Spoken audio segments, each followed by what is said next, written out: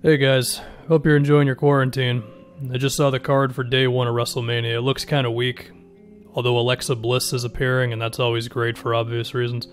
I'm going to talk about the OKC Thunder now. So, I was thinking about just the KD and Russ era, and specifically from when they lost the finals to Miami to all the way to now. And I had a tweet where I was basically like, was there one reason as to why they never made it back to the finals? The big one is, of course, trading James Harden, because 2 of their years since they lost to the Heat in the finals were ruined by injuries. All right, we'll get to it in a second. But if they would have had Harden, then I feel like they could have maybe still went on a run. One year it would have been KD and Harden, another one it would have been Russ and Harden. I don't remember the exact timeline of KD's foot injury. That one year he played like 27 games, so maybe he could have come back for the playoffs, maybe not. But the fact was, they basically had 2 years washed because of injuries, right? And if Harden had never been traded in that very stupid trade of theirs where they just could have paid the luxury tax for 1 year and then been totally fine, or got off a Perkins contract, it's been talked about a million times, right? But it was a really big deal. I mean, to just give away a guy that good, it was just a really horrible move, and I think that was part of the reason why we never saw them get back there again. I think another reason for it was honestly, like, KD and Russ, everything around them was really stupid, and I'll tell you what I mean, but first I want to just go year by year, and it's kind of wild to think about just how little opportunity the Thunder really had to get back to the finals. They basically only had 2 real chances. I'll show you what I mean. So after they lose to Miami, next year, win 60 games, Patrick Beverley breaks Westbrook's leg, and for some reason we act as if Beverley is like some awesome player. I actually kind of hate the guy, to be honest, because it was a super dirty play and he like takes pride in it for some reason. So then they lose to the Grizzlies, and maybe Kevin Durant should have been able to beat the Grizzlies, not by himself, but you know what I mean. But I mean, come on. Year after that, they get a real opportunity. They lose to the Spurs in 6 games. The great 2014 San Antonio Spurs, the best passing team of all time, and the team that dismantled the Miami Heat. Granted, it helped them that Dwayne Wade was having lower body injuries like crazy at that point, but still, that was a great Spurs team. The Thunder lost to them in 6 games. Are we really going to kill the Thunder for losing that series? I don't know. Maybe not.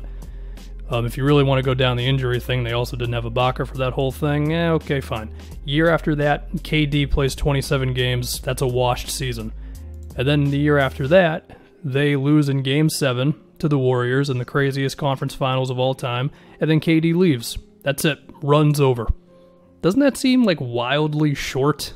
And it seems like they had so many more opportunities to get there than I actually remember when I just look back at it all, you know what I mean? And so, when you basically only had 2 real chances, should we really be shocked that they never got back? Like, it's tough to get there, and you only get 2 chances to do it, and you're facing the 70-something win Warriors. I mean, it's pretty wild. But the other thing that I want to talk about now is just how everything around Russ and KD was really stupid. Now, I do want to acknowledge first, did Russ and KD play their best in that Game 7 against the Warriors? No, not at all. Did Russ sometimes take too many shots? Yeah. And maybe you could argue KD wasn't aggressive enough at times. Whatever, all fair. Other things that should be stated. The team around them was never really that good. Part of this was because of the James Harden trade. Another part of it was just go down the freaking roster. I mean, Serge Ibaka was solid, decent enough NBA player. And Steven Adams was good. That was it. I mean, I know it's tougher to remember. I mean, I didn't remember this as much when I was thinking about it, just thinking about those years, but it was a thing that we would constantly say where it was like, can this team make any moves? Because they were constantly just getting, like, bottom-of-the-barrel guys. Anthony Morrow, Kyle Singler, like, Cameron Payne showed up for a time. They held on to Nick Collison forever, and maybe he wasn't horrible.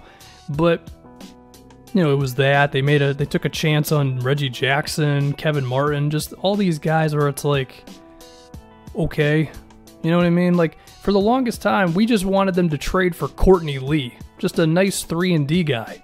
I mean, Andre Robertson, he did the most he could with his limitations on offense. I mean, I think he was really an awesome defensive player. But even so, like, that was the best that this front office could do with surrounding these guys with talent, was the worst shooter in the league. I mean, again, when you combine that with losing 2 years because of injury and the Harden trade and the horrible coaching of Scott Brooks, which I'm also going to talk about in a second here, should we really be killing KD and Russ for never getting back to the finals? I'm just saying, man. The deck was really stacked against them. And then once again, we talk about Scott Brooks. Once again, I just brought him up for the first time 5 minutes in. He was a bad coach. We all knew it. The meme for years was Scott Brooks' offense is give it to Russ or give it to KD. Now, could we potentially blame Westbrook for some of the things there? I mean, maybe. But there were times where it was like the obvious play would be just running Kevin Durant off the ball.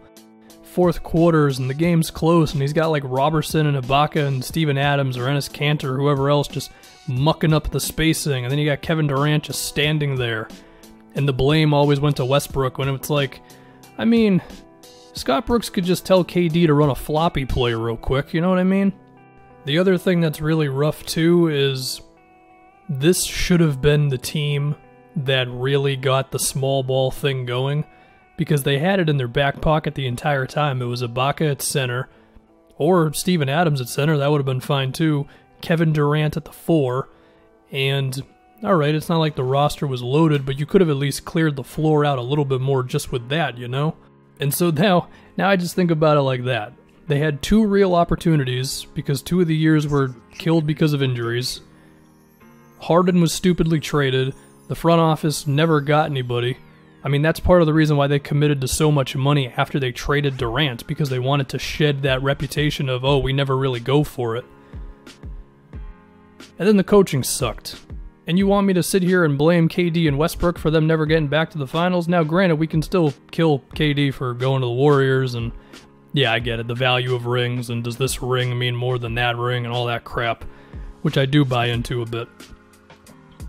But again, with all that applied, was OKC really a disappointment? Were they really? I mean, they had the deck insanely stacked against them, and when I say them, I mainly just mean KD and Westbrook, because they were carrying a boat that was, for the most part, mediocre or just bad. Front office was bad, coaching was bad, team around him was mediocre. Like, here's something for you. Game 7 against the Warriors, they played 7 guys. Serge Ibaka played 43 minutes. Andre Robertson played 39. He attempted 11 shots, that's pretty wild. Dion Waiters played 31 minutes in Game 7 of a Western Conference Finals. I'm just saying, okay? The same front office that got rid of James Harden played Dion Waiters 30 minutes against the Warriors in a Game 7. I'm just saying, how much are we really going to kill KD and Russ for all that? Because I do see it, you know, occasionally it's, oh, they weren't clutch, they choked and all that stuff. Well, I mean, I can't argue with you because they did lose at the end of the day, but I don't think it's that simple. I don't think they had everything going for them, and then they just fell apart at the end. I think it was they were carrying a hell of a load, and eventually that load got too heavy when they went up against a great team. And it happened not just against the Warriors, but also against the Spurs. And again, if it wasn't for Westbrook's injury and KD's injury in separate seasons, then they would have at least had a couple more chances at the finals. So that's what I got. And that's my bid to defend KD and Russ and just look back on those very interesting OKC years. I think that it's a pretty fascinating thing, you know, because I remember when they lost to Miami in those 2012 finals, it was a belief that, oh, these guys are going to be back every season, and it just goes to show you how hard it is to get there, and if your front office tries hard enough, they can stop 2 of the 10 best players from getting to the NBA Finals, so there you go.